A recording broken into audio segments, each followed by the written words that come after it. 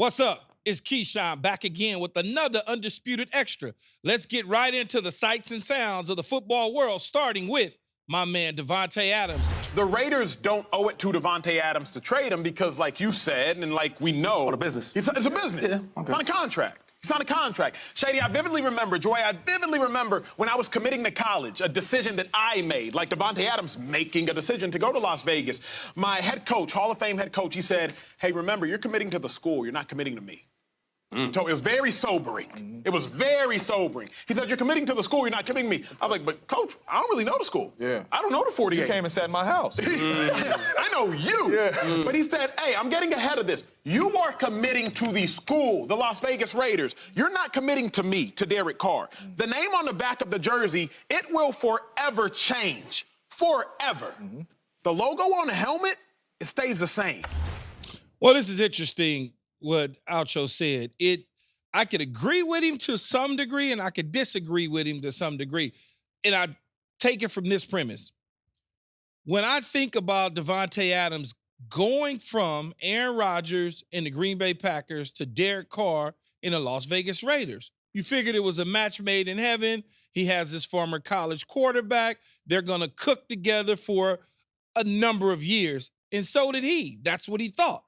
But then on the flip side of things, I say to myself, okay, if they're going to hit the reset button and fire Josh McDaniels, and you got a star player in Davante Adams, you should allow him to get his best years and chase some Super Bowl ring somewhere else because you just hit the reset button. You got a bad quarterback in Jimmy Garoppolo. Now you're going to a backup quarterback. So now you are taking his career and playing games with it by hitting the reset button, by getting rid of his quarterback, going to Jimmy G, paying Jimmy G a bunch of money to do nothing. You're not utilizing him. So why not, when his trade value is so high, if you could move him, you have an opportunity to move him. You get value back. You build your team the way that you envision it to be, and you just move on from him. Now, I can clearly understand, hey, okay, he just got there.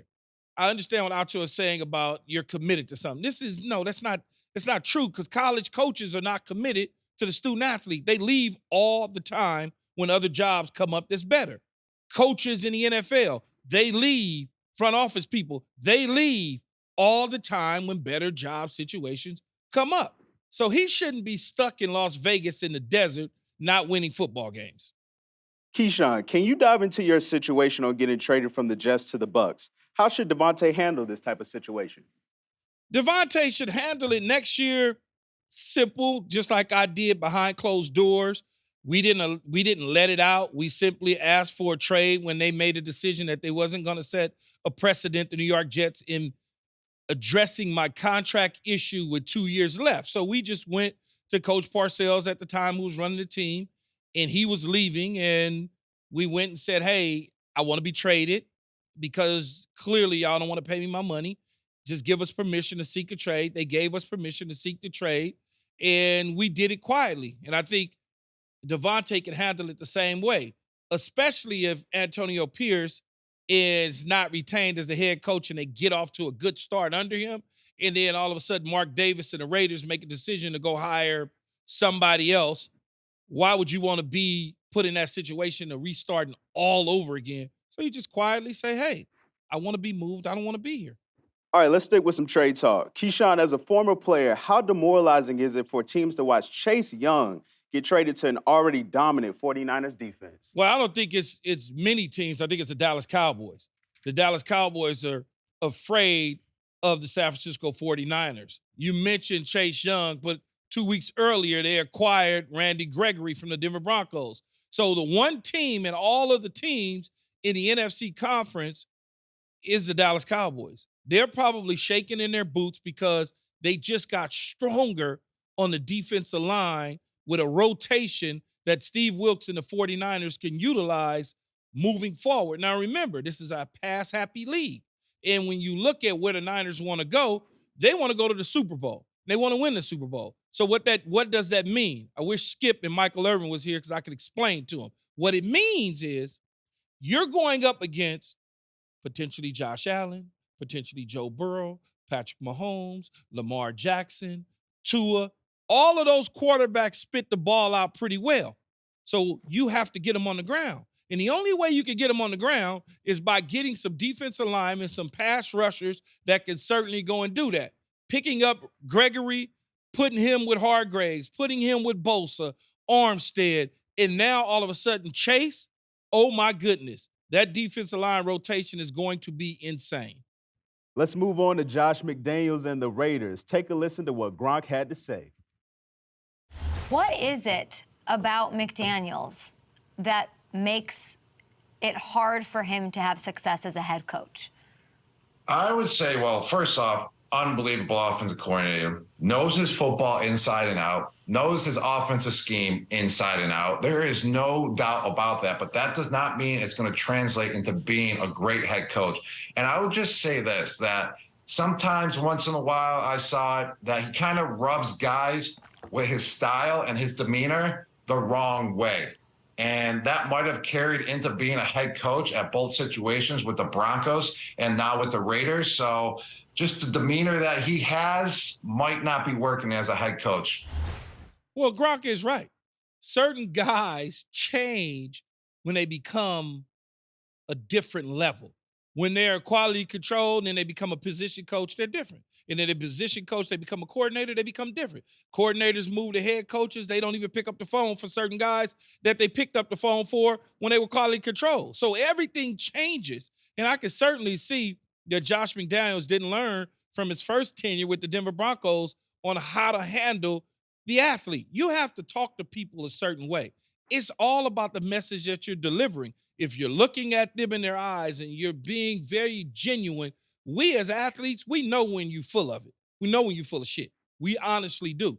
But if you're genuine and you are real, we will run through a wall for you. But the slightest little bit of problems that we see and you being phony and kind of acting weird, we also see that. And at that point in time, we will shut down on you. And not only we, the rest of the team will shut down on you because your message isn't getting to them. You're stale at what you do. And it's great to hide behind Tom Brady for all those years, and the truth gets unveiled when you don't have a Tom Brady or you don't have a top-notch quarterback, and now all of a sudden you have to create things on your own. You have to put the staff together. So funny, I looked at the Raiders staff based on Antonio Pierce getting the job. And I looked at the staff. I wanted to see what the coaching staff was like. It was so many dudes off New England's coaching staff that was at the bottom of the barrel in New England that was all of a sudden raised to the top with the Raiders. They became position coaches. And I'm looking, I'm like, where were they at last year? Oh, they were New England. Oh, New England. And I'm like, well, he ain't going to never win doing that.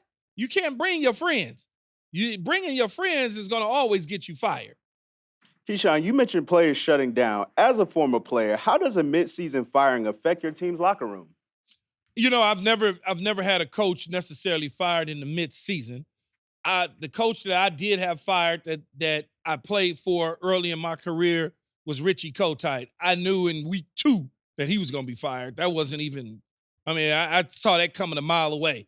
And then Coach Tony Dungy got fired after the loss to Philadelphia in the playoffs. So I've never really been a part of a team that had coaches fired in the middle of the year, but I've been a part of teams that coaches were fired.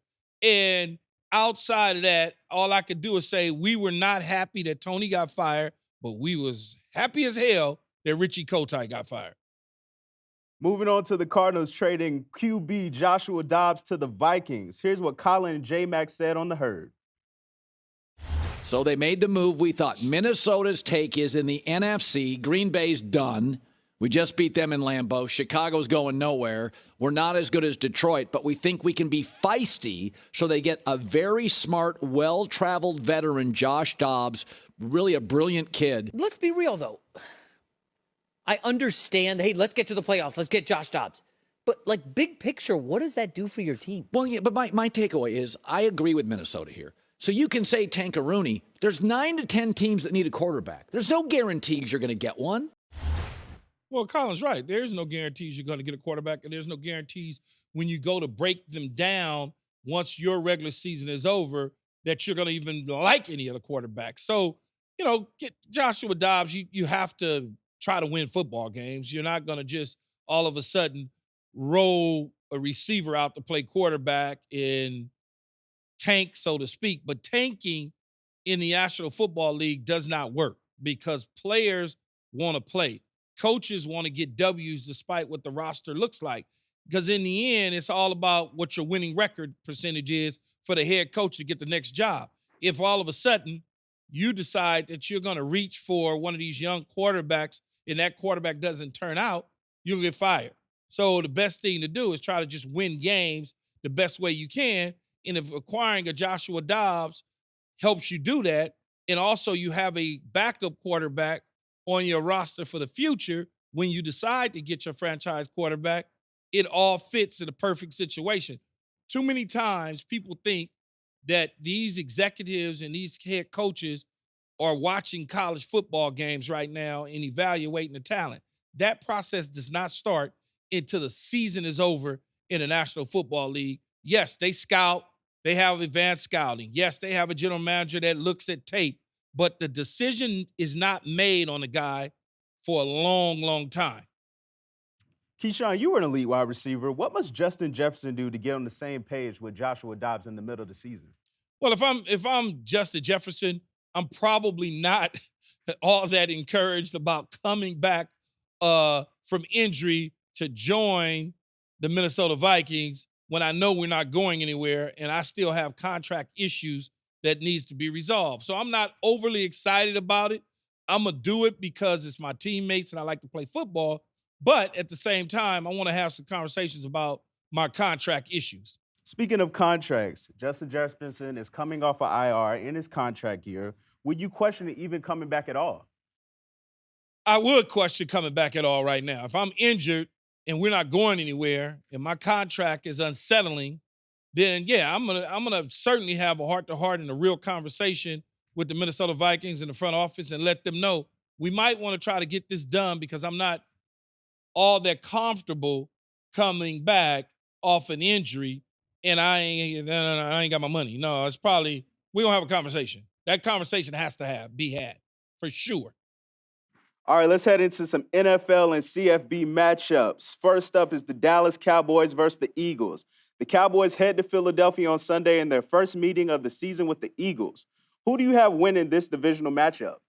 I have the Philadelphia Eagles winning the divisional matchup. What the score will be, I don't know. I think they win by at least 9 points. I would give them. The Dallas Cowboys have had some success here recently against the Chargers and the Rams, but it's not the Philadelphia Eagles. You're going on the road in a hostile environment, despite the success that your quarterback has had in the past against Eagle teams in Philadelphia. This is a totally different team. I know a lot of people are looking at Jalen Hurts and saying, oh, he may be injured. Their running game is struggling, but they got a bad dude on the outside in A.J. Brown. You've got to figure out how to negate him from getting going. If the Cowboys can figure out how to slow him down early, then they may have a fighter's chance of getting out of there with a W. But I do believe the Eagles walk away with a victory. Up next, we got the Bills versus the Bengals, with Joe Burrow looking 100% healthy. Do you think they can beat the Bills? I do. I do believe that they're going to beat the Bills. I believe that Cincinnati is starting to hit their stride. The receivers are starting to catch the football and hold on to it. Joe Burrow looks like Joe Burrow again. He doesn't look like the guy in week 1 and 2 with the calf injury. So, yeah, Buffalo likes to lose a game and then go on a nice little run. We just saw that earlier in the year. We're seeing it now. But this is a different team in Cincinnati. Remember, Cincinnati went to Buffalo a couple years ago and took care of business during the playoff. He went up to Buffalo to take care of business. So Joe Burrow and company, they're not afraid of Josh Allen, Stephon Diggs. This is a different defensive team than it was the last time they saw each other. So I'm looking forward to the game, but I'm also looking at Cincinnati winning the game. I got an international matchup for you. The Chiefs and Dolphins square off in Frankfurt, Germany. Keyshawn, which team will be affected by the international travel the most, and who are you taking? International travel the most. I believe Miami is on East Coast time, which means it's an hour closer than Kansas City, but doesn't necessarily mean an hour is going to help Miami. I believe Kansas City probably will benefit from being in Germany. And I feel that way. I love Miami. I love the explosiveness. I like what they do. Jalen Waddle was banged up a week ago, but I feel like Kansas City needs to redeem themselves from the Denver Broncos debacle, and Patrick Mahomes and company certainly doesn't want to hear, the narrative about Eric Bieniemy not being there as their coach. What's wrong with Patrick Mahomes? What's wrong with the receivers? They want to erase that, and this is the perfect time to do it against Miami. Thursday night football is tonight. Titans versus Steelers. Tonight, rookie QB Will Levis will make his second start. Do you see him having a repeat performance from last week, or will the Steelers have an answer for the rookie? The fact that I even have to sit up here and have a conversation about Tennessee in Pittsburgh is mind-boggling and funny to me. But when I look at Will Levis at the quarterback position, I thought that he was a decent quarterback at Kentucky. He certainly, burst onto the scene last week. But one would say, hey, they were auditioning some of those guys for an opportunity to see if they could get some trade partners. So they specifically made sure that DeAndre Hopkins would get the football and showcase his skill set. There was no real dialogue with any teams to move him, so he's still stuck in Tennessee. Is Will Levis the answer at the quarterback position for Tennessee? I believe so. I believe he's better than Ryan Tannehill. I believe he's going to give them an opportunity to figure out how to get back in this thing in the division as Jacksonville continues to put a stranglehold on it. I like Will Levis in this one. All right, let's head into some college football action. Your USC Trojans face the number 5 Washington Huskies. Two of the top QB prospects in Caleb Williams and Michael Penix Jr. face off this weekend. Will your USC Trojans ruin Washington's CFB playoff hopes? Oh, man. You had to put it that way. So I want to know for myself, are we capable of even stepping on the same field as Washington right now and competing? Because when I look at the Notre Dame game, or I look at the Stanford game, or I look at any of the games that SC has played this year, in particular the last game against Utah, I got to scratch my head several times to wonder, what are we getting ready to do to ourselves? Are we getting ready to allow Washington to just run shop on us to a point of no return? Or are we actually going to fight? Are we actually going to show up and play defense? Is our quarterback finally going to be the guy that won the Heisman a year ago? Or are our receivers going to step up? I believe they are, because they have pride as homecoming weekend for us. And we still have an opportunity to play in the Pac-12 championship. Not that it means all that much anymore, but at least we get a nice postseason bid if we take care of business. If we lose to Washington, we'll all be headed to like the Sun Bowl to hang out, and that's not what we want. So I'm giving my Trojans a nice chance to win this one. Keyshawn, you were at the UCLA-Colorado game this past weekend. A few Colorado players had their jewelry stolen in the middle of the game. My question for you is... I didn't steal it. What did a Keyshawn Johnson travel kit look like for road games? And were you iced out like that? Now, are you asking me if I was iced out in college or iced out just in general? Well, let's go in general.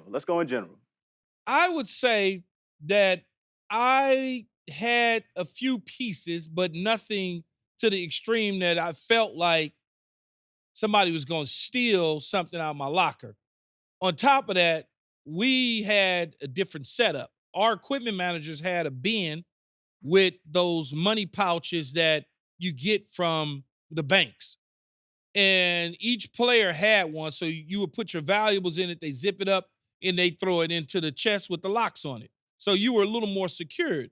I didn't wear drip like that. I had an earring in my ear. I might have had a Rolex on or something like that, but I wasn't wearing 10,000 chains. And no, I didn't. Nah, I was pretty plain. Expensive plain, though. Thanks for joining me today, listening to me spit facts about my NFL career in the current football world. Stay locked in at all times with me, because you know I'll be back. Thanks for watching, Undisputed fans. Do you want more highlights from the show?